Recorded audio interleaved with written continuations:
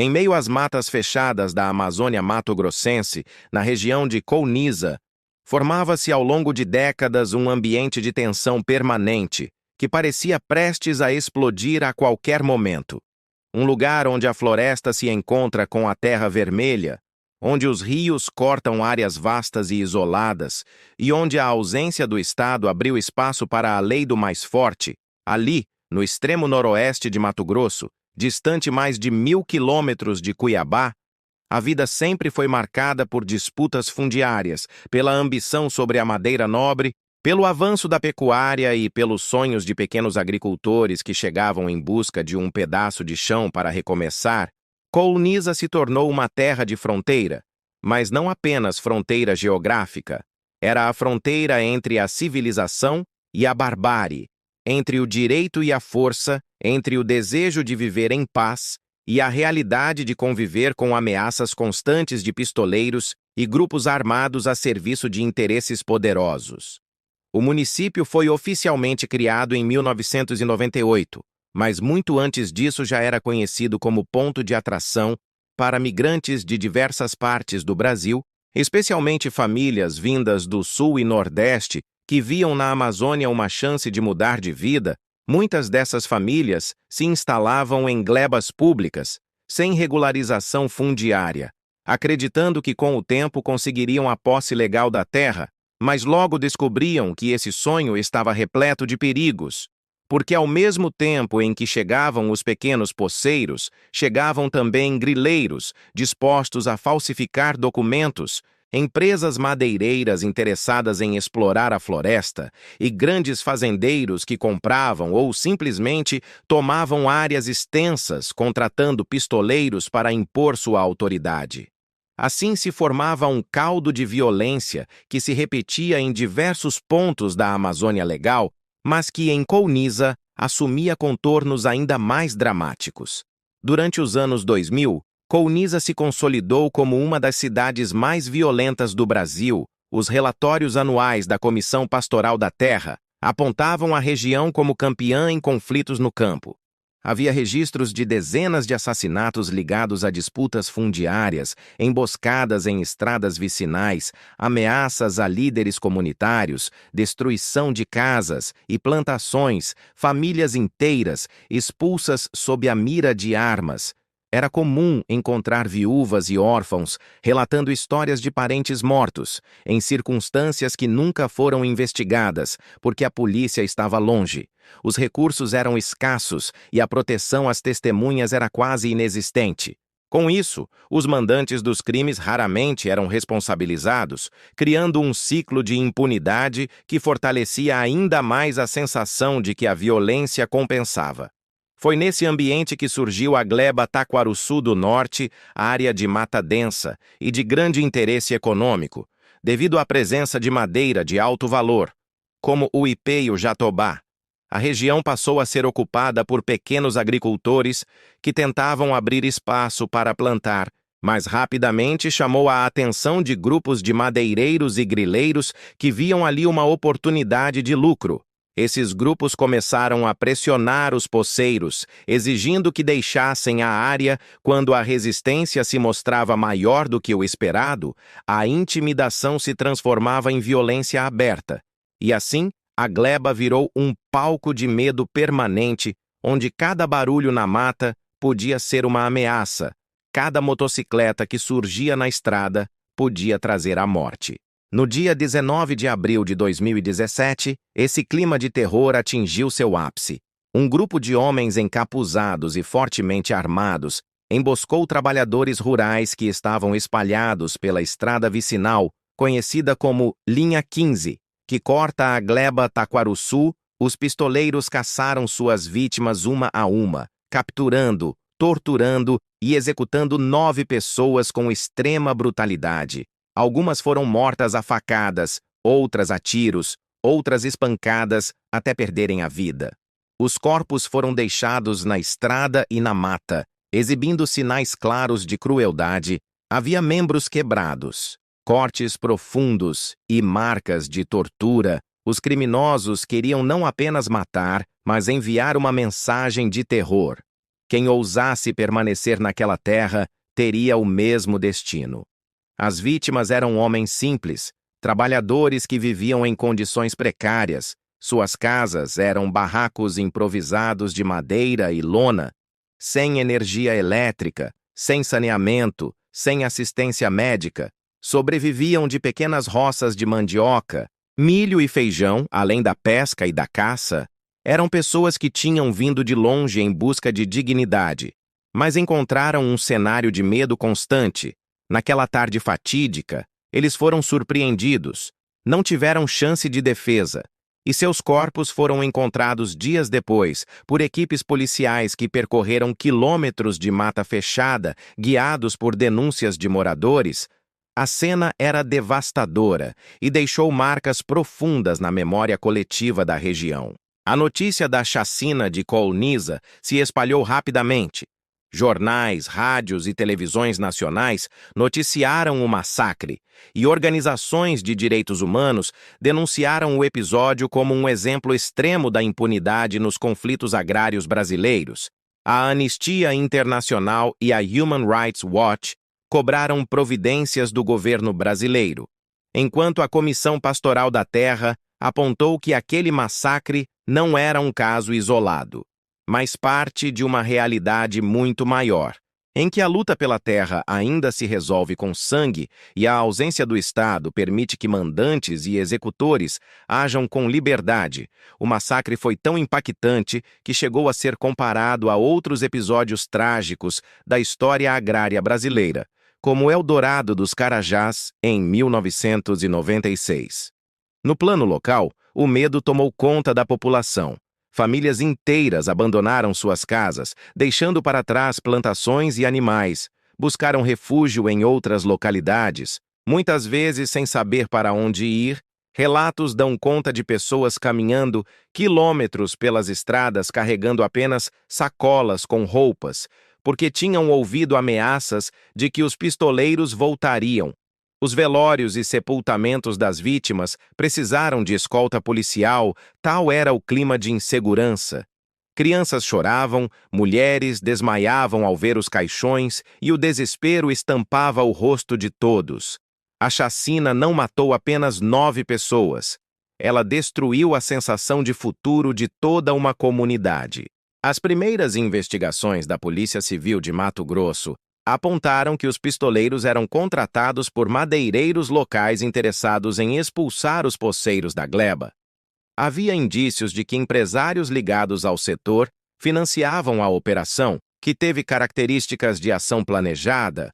Os criminosos usaram armas de grosso calibre, rádios de comunicação e veículos preparados para circular na mata.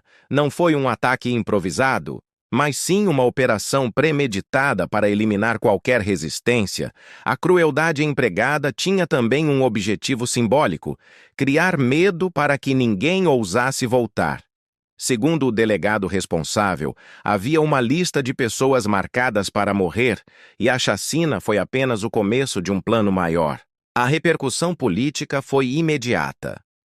O governo do estado de Mato Grosso anunciou reforço policial na região, o governo federal enviou equipes da Força Nacional para garantir segurança, e o Ministério Público abriu inquéritos para apurar a responsabilidade dos mandantes.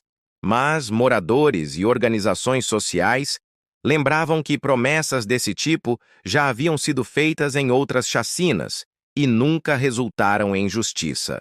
O histórico de Colniza era de impunidade, em que casos de mortes eram arquivados sem resultado, e havia uma desconfiança enorme de que, mais uma vez, os executores seriam presos, mas os mandantes permaneceriam livres, protegidos por suas influências políticas e econômicas. Enquanto isso, as famílias das vítimas mergulhavam em um luto profundo. Mulheres perderam maridos, filhos perderam pais, irmãos perderam irmãos, e todos tinham em comum a sensação de que ninguém estava seguro. Algumas dessas famílias buscaram apoio da CPT e de defensores de direitos humanos. Outras simplesmente desistiram e foram embora de vez da região, levando consigo apenas a lembrança amarga de que sonhar com um pedaço de terra lhes custou a vida de entes queridos. As casas foram abandonadas, plantações ficaram para trás, e a gleba Taquaruçu se transformou em um território fantasma, marcado por silêncio e medo. Esse episódio de Colniza, portanto, não foi apenas um massacre localizado, ele se tornou um símbolo da falência do Estado brasileiro em garantir direitos básicos em áreas de conflito. Mostrou que, mesmo em pleno século XXI, ainda existem regiões em que a lei não vale, onde a vida de trabalhadores pobres é considerada descartável e onde a cobiça por madeira e terras se impõe sobre qualquer princípio de humanidade. As 9 vidas ceifadas em abril de 2017 representam milhares de outras que continuam ameaçadas, e sua história ecoa como um grito por justiça que ainda não encontrou resposta. O massacre de Colniza não terminou no dia 19 de abril de 2017. Ele continuou reverberando por meses e anos seguintes, porque a violência que se espalhou naquela estrada vicinal deixou marcas profundas na memória coletiva, não apenas pelo número de vítimas e pela brutalidade com que foram executadas, mas pelo rastro de medo, silêncio e abandono que se instalou na região. A cada nova reportagem, a cada novo depoimento, ficava mais claro que a chacina não foi um ato isolado, mas sim parte de um sistema enraizado de exploração, de corrupção e de dominação que se repetia em muitos cantos da Amazônia. Colniza apenas expôs com maior nitidez a ferida aberta que há muito tempo vinha sendo ignorada. As investigações oficiais avançaram lentamente. A Polícia Civil de Mato Grosso reuniu depoimentos de sobreviventes e moradores que preferiram falar em sigilo, descrevendo os agressores como homens encapuzados, alguns reconhecidos pela voz ou pelo modo de andar, mas todos ligados a grupos armados que já circulavam na região há anos. Eram pistoleiros a serviço de madeireiros e grileiros que não aceitavam a presença dos poceiros na gleba Taquaruçu.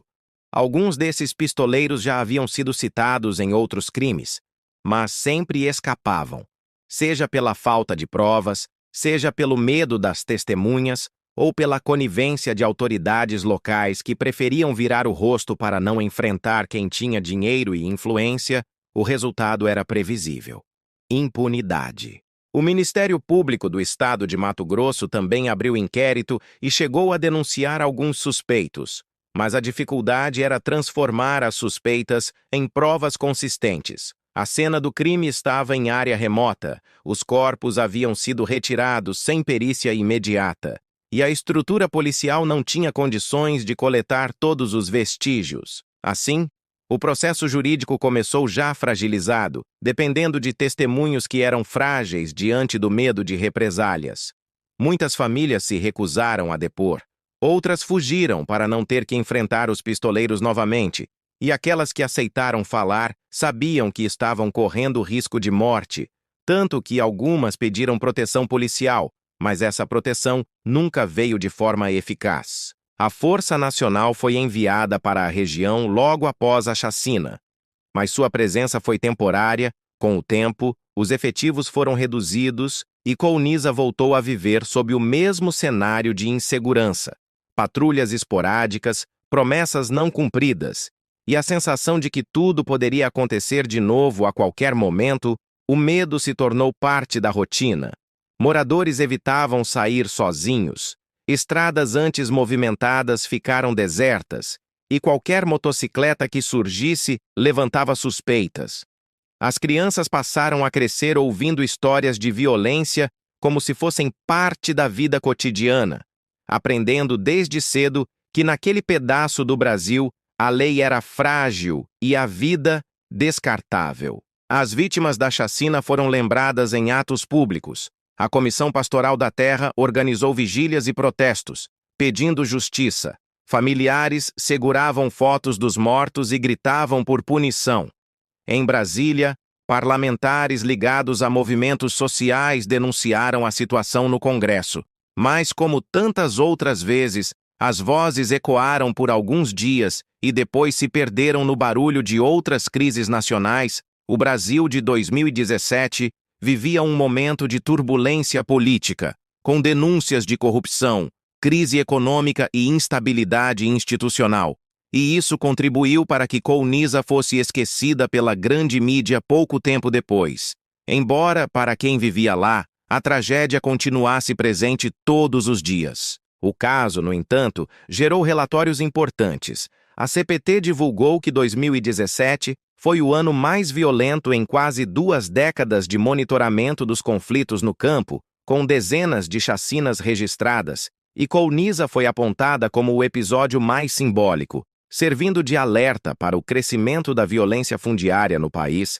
Organizações como a Anistia Internacional classificaram o massacre como um crime de lesa humanidade, ressaltando que não havia garantias mínimas de segurança para trabalhadores rurais e defensores de direitos humanos no Brasil. Essa repercussão internacional pressionou o governo, mas as medidas concretas ficaram aquém do necessário, reforçando a ideia de que vidas pobres na Amazônia valiam pouco diante dos interesses econômicos. No plano humano, as famílias continuaram sua luta diária para sobreviver. Algumas mulheres passaram a trabalhar como diaristas em outras cidades, levando filhos pequenos. Outras se mudaram para a sede de Colniza em busca de escola e assistência mínima, mas encontraram apenas mais miséria e desemprego. A dor da perda era acompanhada pela falta de perspectiva. Cada história era marcada pela ausência. A criança que não teria mais o pai para ensiná-la a pescar. A esposa que agora precisava sustentar sozinha a casa. O irmão que carregava a lembrança dos últimos momentos de agonia de quem amava, e cada rosto se tornava um retrato vivo da injustiça que a chacina deixou para trás. O processo judicial, ao longo dos anos seguintes, conseguiu prender alguns suspeitos, entre eles pistoleiros que teriam participado diretamente da execução, mas os mandantes nunca foram devidamente condenados. A engrenagem do crime organizado no campo é assim. Os executores são descartáveis, facilmente substituídos, mas quem paga por seus serviços permanece protegido, com conexões políticas, advogados caros e influência suficiente para escapar das punições. Em Colniza, essa realidade se repetiu, gerando a sensação de que a justiça só alcança quem está na base da pirâmide da violência, mas nunca quem está no topo. E essa impunidade é justamente o que alimenta a continuidade do ciclo. Enquanto os tribunais discutiam, Colniza seguia convivendo com novos episódios de violência, ameaças contra líderes comunitários continuaram e relatos de expulsões se repetiram. Embora em menor escala após a grande repercussão da chacina, a floresta continuava sendo derrubada. Caminhões carregados de madeira ilegal circulavam pelas estradas vicinais durante a noite, e o poder paralelo dos grileiros ainda se fazia sentir. O massacre de 2017 não foi um ponto final, foi apenas um capítulo de uma longa história de sangue e de descaso, mostrando que, sem políticas estruturais de reforma agrária e de proteção ambiental, tragédias como essa continuariam a acontecer. A memória das 9 vítimas, no entanto, não se perdeu completamente. Movimentos sociais mantiveram a lembrança viva, organizando atos simbólicos em cada aniversário do massacre, plantando árvores em homenagem aos mortos, ergueram cruzes nas estradas de terra para lembrar que ali vidas foram interrompidas brutalmente. Em escolas e igrejas, professores e líderes religiosos falavam do episódio como forma de ensinar às novas gerações a importância da luta por direitos. E pouco a pouco, a chacina de Colniza passou a ser contada como parte da história de resistência da Amazônia, não apenas como tragédia, mas como alerta e como símbolo da necessidade de mudança. Do ponto de vista sociológico, Colniza revelou como a fronteira agrícola no Brasil continua marcada por processos violentos de ocupação. A terra que poderia ser espaço de produção, de vida digna e de sustentabilidade, é transformada em território de guerra, porque a ausência de políticas públicas consistentes abre espaço para que a lógica do capital predatório prevaleça. Em vez de mediar conflitos, o Estado chega sempre depois, contabilizando mortos, e nunca antes, prevenindo, organizando oferecendo alternativas. A chacina de 2017 é um reflexo direto dessa ausência, um lembrete de que, sem intervenção efetiva, o ciclo continuará se repetindo em novas áreas, com novos nomes e novos mortos.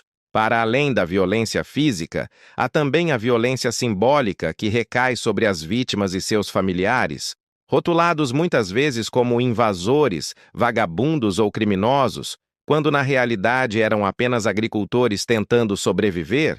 Esse discurso legitima a violência, cria a narrativa de que suas mortes não importam e contribui para a indiferença social.